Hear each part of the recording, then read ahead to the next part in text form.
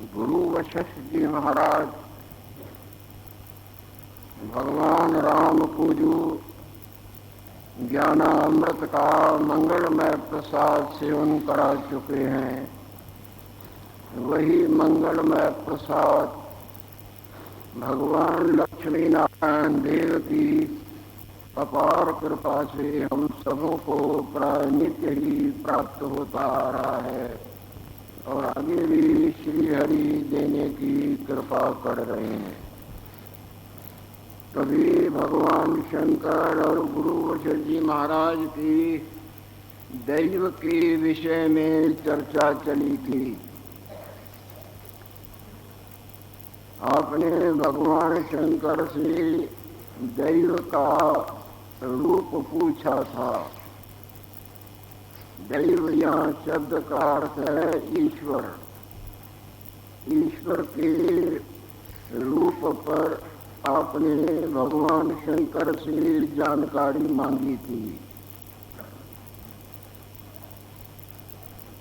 उस पर भगवान शंकर बहुत कुछ समझाते आ रहे हैं और आगे बोले कि वो ऐसा निर्मल पद है जिसमें न कोई दुख है, न कोई कलंक है और न कोई मन के उठान के लेश का लेश। ऐसे निर्मल पद को जब कोई भाग्यवान प्राप्त कर लेता है, जैसे कहीं नदी नाले की बूंद गंगा में आ जाए तो वो गंगा ही रहती है। अब गंगा भी उसको अलग नहीं कर सकती अपने। इसी तरह ये मिथ्या मैं वासना के पाश से बंधा हुआ जी जब अपने वास्तव स्वरूप में विश्रांति पाता है तो जानत तुम्हें है जाए। जब दैव को जानता है तो दैव रूप ही रहता है। जैसे जो अंधकार प्रकाश को देख लेता है वो प्रकाश ही रहता है। जो सपने वाला जागृत रूप को देखता है वो वास्तव में जागृत रूप ही रहता है। वास्तव में बाहर से वो रूप नाम वाला माया में रूप भले दिखे, वो तुम्हारी नजर का रूप है, पर अपन को करके वो वास्तव में विश्रांति पा चुका है। इस सत्ता को पाकर साखी की न्याय स्थित होता है। सर्वत्र और हर समय सब जगह सब में सब कुछ है।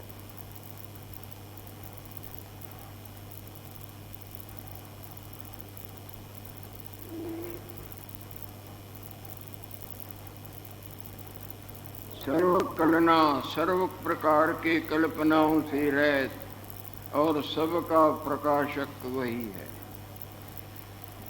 जो सबको सिद्ध कर रहा है और परम शांत रूप है। जिस शांति के लिए दुनिया दीवानी हो रही है, क्या जल जंतु, क्या थल जंतु, क्या नभ जंतु, क्या मानव, क्या दानव, क्या देवता, क्या दैव, जितने भी हैं, जहाँ भी हैं, कैसे भी हैं, वास्तव में सब शांति के भूखे हैं। और जिस भाग्यवान को ये अलभ्य लाभ प्राप्त हो जाता है वो उस मंगलमय शांति को प्राप्त करता है जिसमें मायक पदार्थों के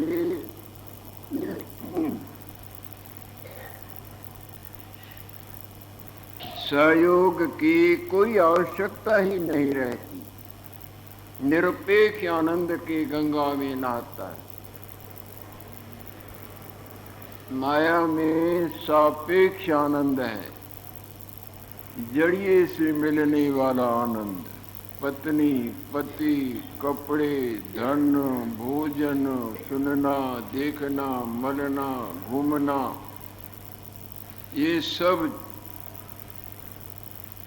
सापेक्ष आनंद है किसी के जड़िए से, परंतु आत्मानंद जो है वो निरपेक्ष आनंद है। वो किसी के जड़िए की रंजक मात्र भी लोर नहीं रखता।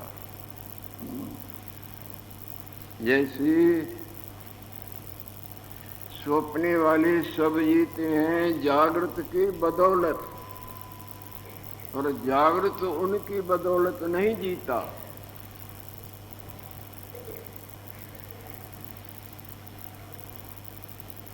ये सब कृत्रिम शांति के चक्कर में नाचते नाचते नाचते ही रहते हैं।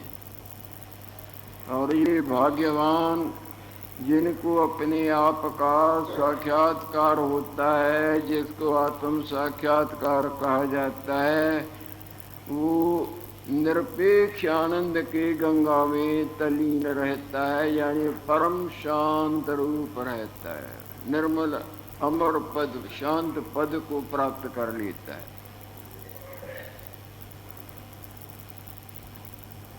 ऐसे आत्म सत्ता का, ऐसे अपने आप का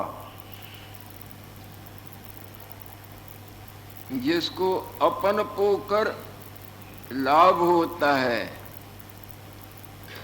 ईश्वर भिन्नता करके नहीं पाया जाता है। जब वास्तव ईश्वर प्राप्त होगा तब आत्मत्व कर, अभिन्नत्व कर प्राप्त होगा, तो ये वास्तव ईश्वर है।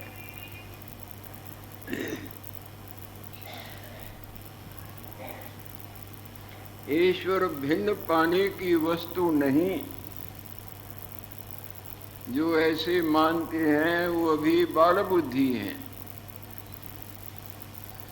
ईश्वर स्वत्व कर पाया जाता है। सपने वाले सारे संसार का ईश्वर थोड़ी देर के लिए माने जागृत है ना, और जागृत अपन पो कर पाया जाता है ना।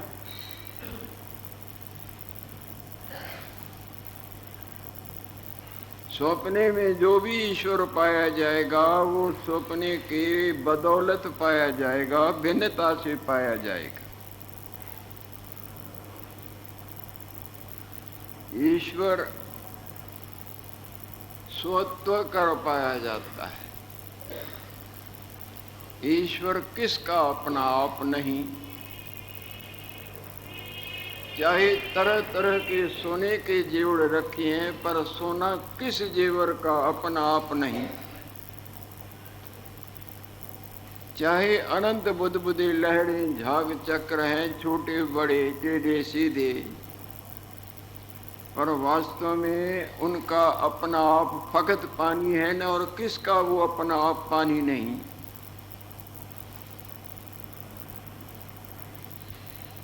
तो भगवान शंकर बोल रहे हैं तिस आत्म सत्ता का जिसको आत्म तत्व कर अनुभव होता है।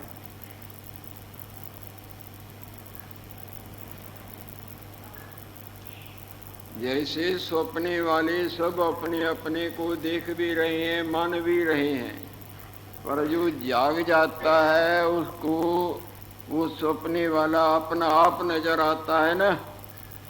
आप बोलते हैं ना स्वप्न देखा, अपने आप को अनंत रूपों में और भिन्न करके देखता था तो अपना ही आप, पर निद्रा दोष से भिन्न पने के भाव से देखते थे। जब वो निद्रा का दोष निवृत्त हुआ तो अपन को मानते हैं, केवल अपना आप मानते हैं। इसी तरह अज्ञान के दोष से, जागृत के वास्तव स्वरूप के भुलेखे के दोष से अपने को, ईश्वर को, इनको उनको भिन्न भिन्न करके मानते हैं। जब ये अज्ञान का दोष निवृत्त हो जाता है तब ये मिथ्यापन को अब हृदय में जगह नहीं पकड़ सकता। आभास मात्र नेत्रों में भले दिखे।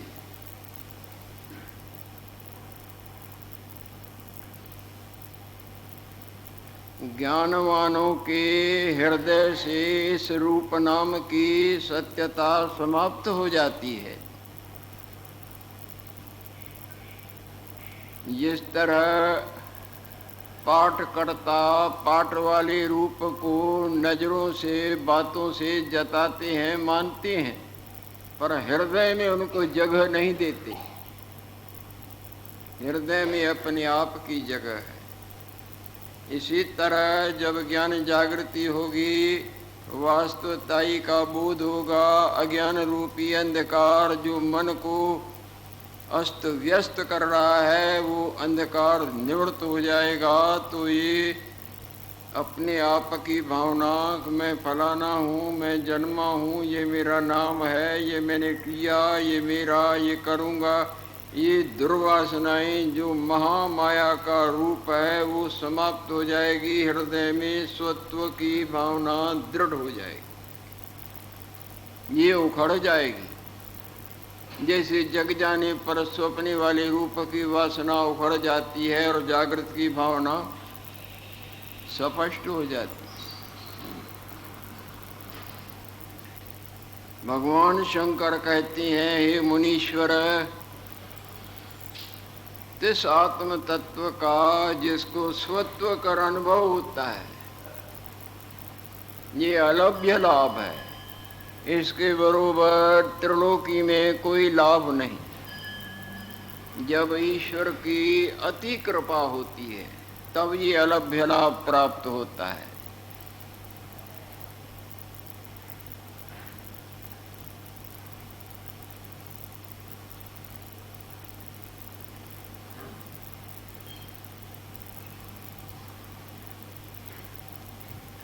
सब प्रकार के उत्थान की मन को मानो मौन आ जाती है। जो मन का उत्थान संसार दिखाता था,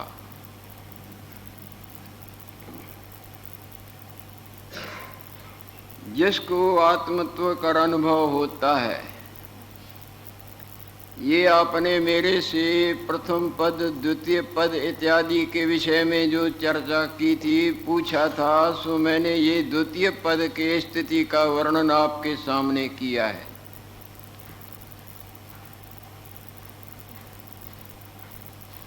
अब मैं तुमको हे मुनीश्वर तृतीय पद का भी सुनाता हूं। सावधानी से तृतीय पद का वर्णन सुनो।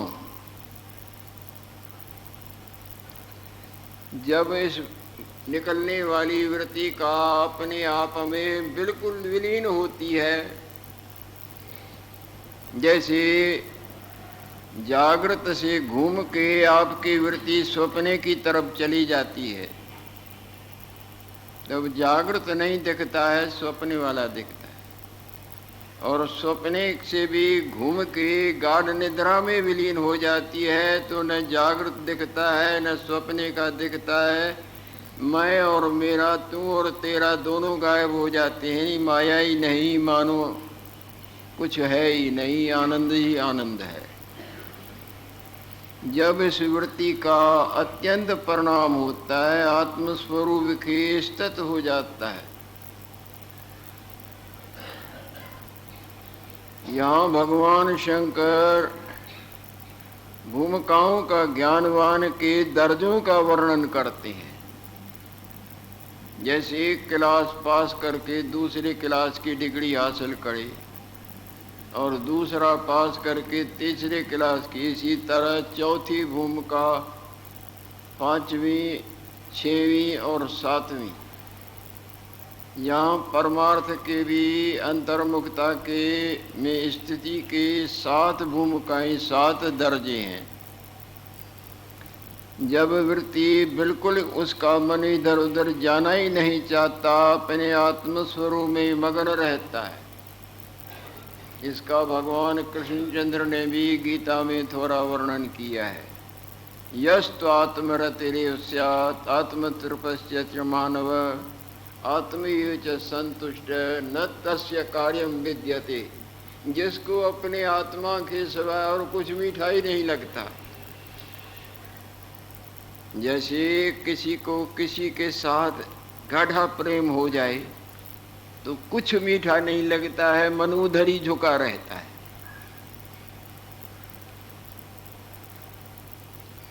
संसार को मोह के नशे में भी इसी तरह के वो प्रसंग बताते हैं।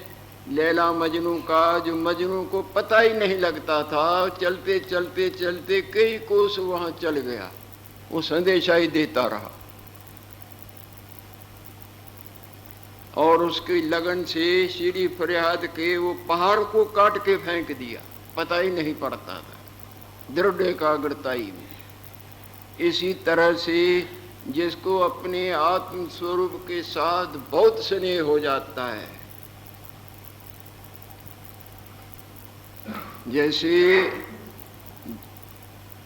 जगने पर आपका बिल्कुल जागृत रूप से बहुत प्रेम हो जाए और सपने में चाहे कितना भी सुंदर से सुंदर परिवार और अपना रूप देखते हो, बिल्कुल इधर जागृति में आ जाए तो सब भूल जाता है ना। इसी तरह जिसका इस अज्ञान निद्रा से मन का मूर मुड़ गया और अपना आत्मा जो वास्तव में आनंद स्वरूप है, उसके स्नेह में सब भूल जाता है, उसी में ही मस्त रहता है। जिसका आत्मा से स्नेह है, ईश्वर से इतना स्नेह है कि बाहर कुछ मीठा ही नहीं लगता। वो कुछ भी न करे तो उसके ऊपर कोई भी बंधन नहीं है, उसने सब कर लिया। ये गीता में आप लोगों ने पढ़ा है, तीसरे के चौथे अध्याय, यस्तु आत्मृत्यु, उसी में ही तृप्त। चाहे कुछ भी नहीं करता है तो भी मानो उसने सब कर लिया। सब क्रियाएं इसीलिए थी ना,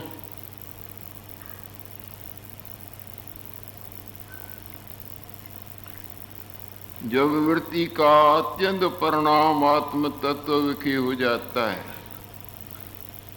तब ब्रह्म है, आत्मा है आदि का नाम भी तहाँ निवृत्ति हुआ। वो ये भी नहीं कि ये आत्मा है, ये ब्रह्म है, एक की उपाधि से आत्मा है, समष्टि की उपाधि से ब्रह्म है, और मैं जीव नहीं हूँ, मैं शिव हूँ। ये सब प्रकार की वृत्तियाँ उस आत्म स्वरूप में विलीन हो जाती।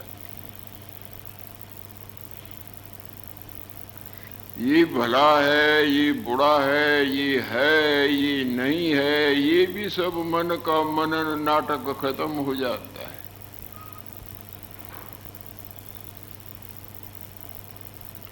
जैसे खंभा अचल खड़ा है, इसी तरह उसका मन आत्म स्वरूप में सब वृत्तियां स्वाहा करके अपने आप करके स्थित रहता है।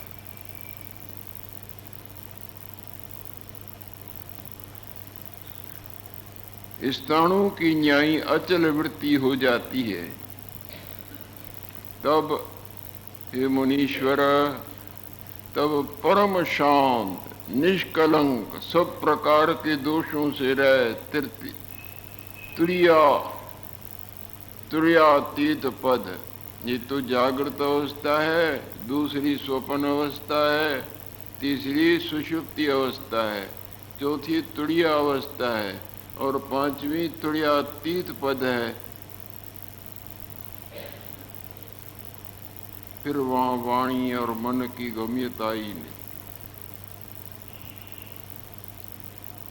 तो परम शांत निष्कलंक तृतीयातीत सब तेजो उल्लंघित सब वृत्तियां, सब बातें, सब मन का मनन जिसमें स्वाह हो जाता है, ऐसा जो निर्मल पद है, किसको प्राप्त होता है? ये कैसा पद है? सर्व का है जिसमें अंत, सब समाप्त हो जाते हैं। और सर्व आधारते, सबका आधार रूप ऐसा ब्रह्म पद है। एक द्वैत अद्वैत नित्य चिन्मात्र तत्व है जो आप ही आप है। अद्वितीय और सदा हजरा चिन्मात्र चैतन्य मात्र तत्व है। तुर्यातीत भी आगे पद है। तिस्व की वाणी की गम्य, मैं क्या बताऊं, वाणी वहां नहीं जा सकती है मुनीश्वर। या तो वाचो निवर्तन्ते अप्राप्य मनसास, उस पद को वर्णन करने के लिए, पकड़ने के लिए, बताने के लिए वाणी वहां पहुंच नहीं सकती। मन सहित वाणी दोनों ही ऐसे गिर पड़ते हैं जैसे दीवार से टक्कर खा के गेंद नीचे आके पड़ी।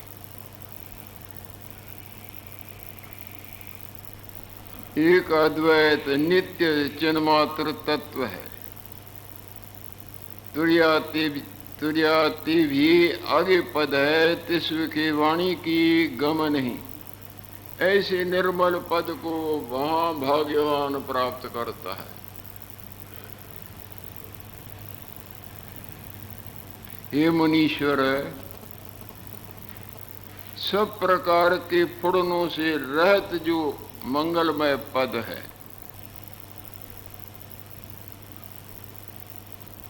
मैंने तुमको अपनी बुद्धि के अनुसार उसका थोड़ा वर्णन किया है। मैं तुझको कहा है ऐसे पद में स्थित होने का यत्न करो, स्थित हो जाओ।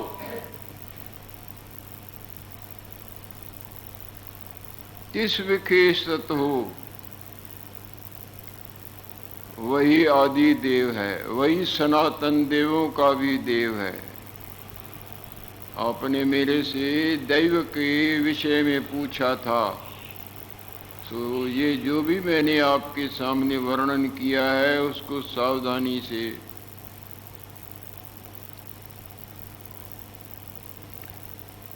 सर्वकलनाते रहत अतीत पद है, उसको मैंने आपके प्रति कहा है तिस्व के स्थित हो।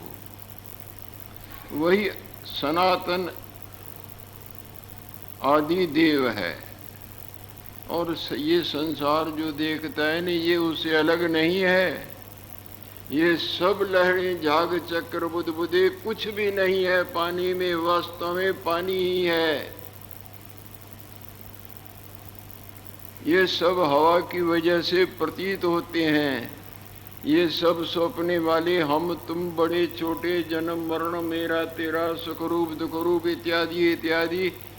हे भले भगत जी, फुरने की वजह से तुमको सपने में दिखता था, और वो सपने का जागृत से जुदा भी कुछ नहीं है और है भी नहीं है, केवल जागृति अद्वितीय कम्य अद्वितीय ब्रह्म न नानास्ति। एक अद्वितीय ब्रह्म सदा सदा सदा अपने आप में ज्यों का त्यों का, ज्यों का त्यों स्थित है। न उसमें कुछ बना है। जब बना ही नहीं तो बिगड़ेगा कैसे? जो जन्मा ही नहीं है तो मरेगा कैसे? जैसे आपके सपने में कई बने हुए, आप अपने को भी दूसरों को भी बना होता है क्या? आपके जागृत से वो जुदा है ही नहीं।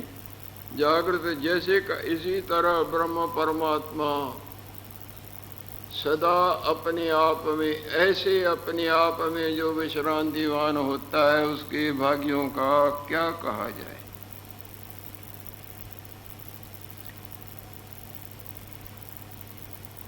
वही तत्व संवेदन की वजह से ऐसे रूप हो करो, वही जो ब्रह्म है, फुरने से, मन के उत्थान से ये हो कर भासता है पर होता नहीं।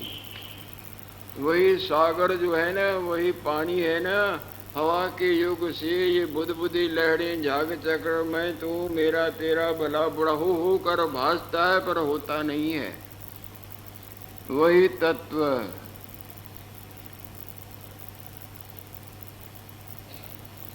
विश्व भी वही रूप है, वही तत्व संवेदन की वस्ती ऐसे रूप होकर भासता है और वस्तुतः न कुछ प्रवृत्त है और न कुछ बना है न बिगड़। वास्तवता ऐसी है। वास्तव में देखा जाए तो आज तक सिनेमा के पर्दे पर हजारों खेल चल गए, लड़ने मरने भले बुढ़े इत्यादि के, पर वास्तव में देखा जाए न कोई आज तक वहां आया और न कोई गया। पर्दा डूल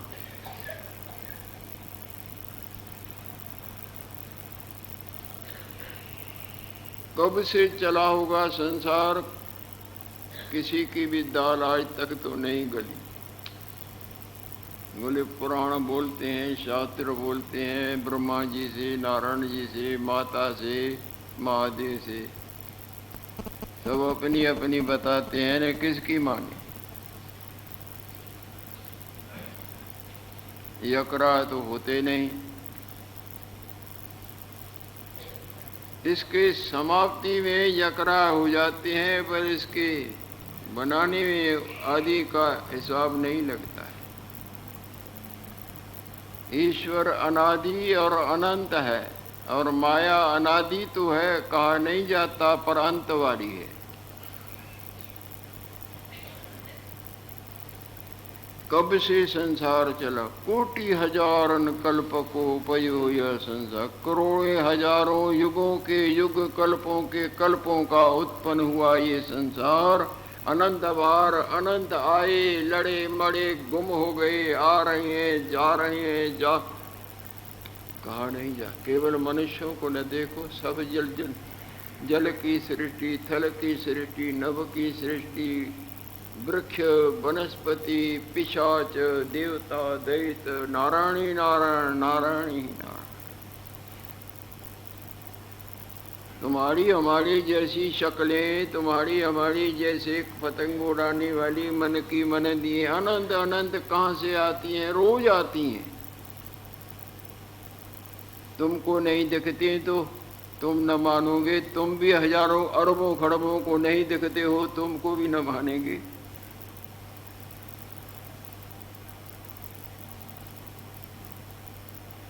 कितने मच्छर मक्खी पैदा होते हैं, कितने छोटे बड़े जीव पैदा होते हैं, जिनसावली का भी ज्ञान नहीं। एक एक जिनस का तो कितना हिसाब होगा।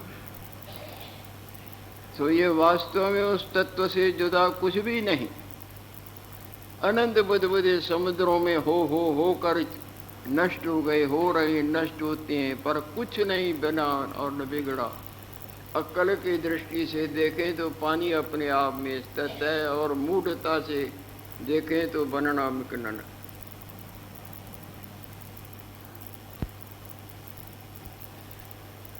वही तत्व संवेदन की वस्तु ऐसे रूप होकर भासता है। वस्तुतः न कुछ प्रवृत्त है न कुछ निवृत्त है।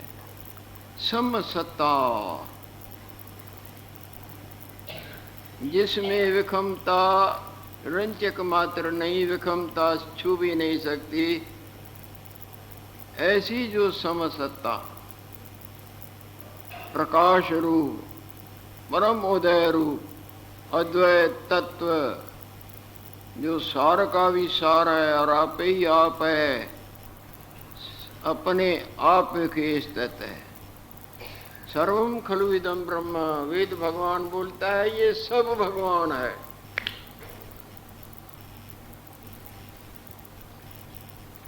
सर्वम खलु इदं ब्रह्म। मुसलमानी मजहब को भी देखो ही, ला अल्लाह इल्ला अल्लाह के सिवा कुछ नहीं। समुद्र में पानी के अलावा कुछ नहीं।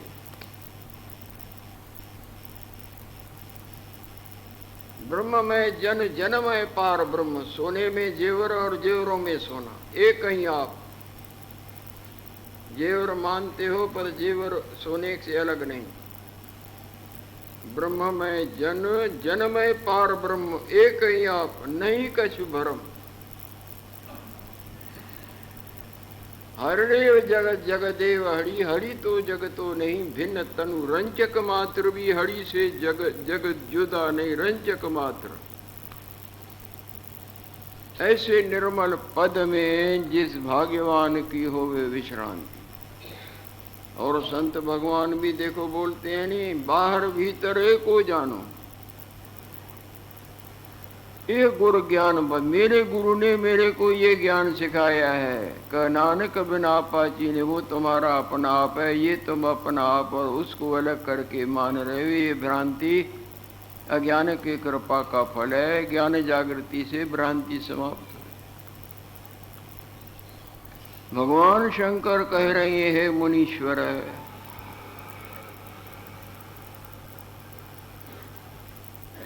समसत्ता प्रकाश रूप अद्वैत एक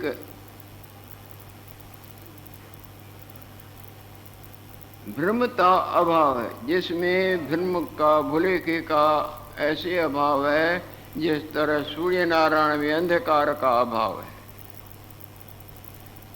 तुमको अंधकार दिखता है तो तुम्हारी नजर की कमजोरी है। एक चिद्घन सत, बार बार भोलेनाथ क्या मंगलमय शब्दों का उच्चार, एक चिद्घन सत चैतन्य और घन स्वरूप। जिस तरह आकाश में आज तक रंचक मात्र नीलता न हुई, न है और न होगी, और जब भी देखो तो नीला ही नीला नजर आता है, जहां से भी देखो। पर रंचक मात्र आकाश में नीलता न कभी हुई, न है न होगी। कहीं है दिखती है, चलते जाओ। आकाश रूप का सही न देखना ही, ये आकाश मीन्स नथिंग, शून्य, शून्य की गाढ़ापन, शून्य ही शून्य, शून्य ही शून्य, शून्य ही शून्य। जाओ जाओ जाओ, जितना भी जाओ, अरबों खरबों युग भटको, वो शून्य का गाढ़ापन नीला होकर भासता है, पर वहां नीलता नहीं। जैसे आप ट्रेन में बैठते हो, बाहर से मकान और वृक्ष दौड़ते दिखते हैं, पर आज तक न कोई मकान दौड़ा न कोई वृक्ष दौड़ा, और दिखते हैं बरोबर दौड़ते।